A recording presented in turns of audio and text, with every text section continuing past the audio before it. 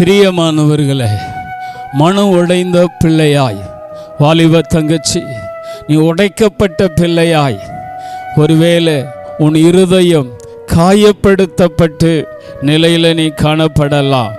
வேதம் சொல்லுகிறது, ஏசாயா 40ஆம் அதிகாரம் 1வது வசனம் சொல்லுகிறது, என் ஜனத்தை ஆற்றுங்கள், தேற்றுங்கள், எருசலேமோடு கூட பட்சியமாய் நடங்கள்.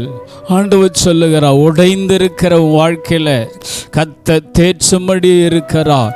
இயேசு சொல்லுகிறார், என் பிதாவை நான் வேண்டிக் கொள்வேன், என்றென்றைக்கு உங்களோடு கூட இருக்கும்படி சத்தியாவியான வேறொரு தேற்றவாளன். நம்முடைய ஆண்டவருக்கு ஒரு பெயர் உண்டு, அவர் உங்களை தேற்றக்கூடியவர். தாயை போல தேற்றக்கூடிய ஆண்டவரதாய் நாம் ஆராதிக்கிறோம்.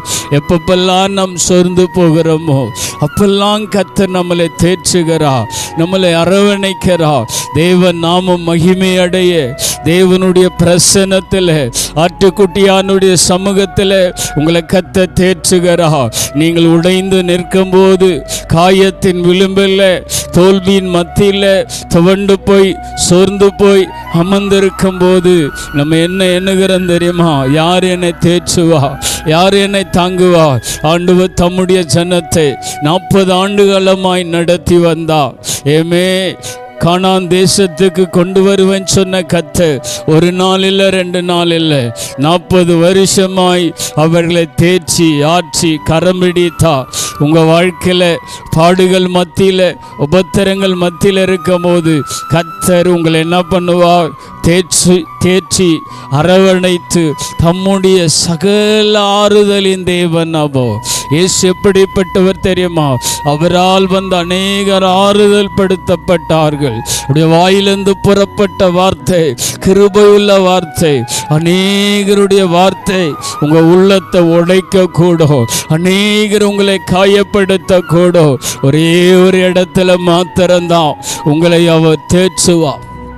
இயேசு அவருடைய சமூகத்தில் உங்கள் காயங்களை துடைப்பார். அவருடைய சமூகத்தில் உங்கள் வேதனைகளை கர்த்தர் நீக்கி போடுவார். அவர் சகல ஆறுதலின் தேவன்.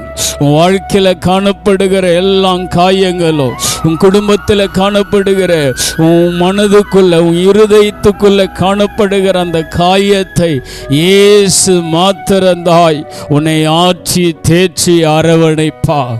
அவரை நம்பிப்பார், உன் காயங்கள் விலகும். அவரை ஆராதித்துப்பார், உன்னுடைய துக்கம் மாறும். இயேசு உன்னை மகிமைப்படுத்துவார்.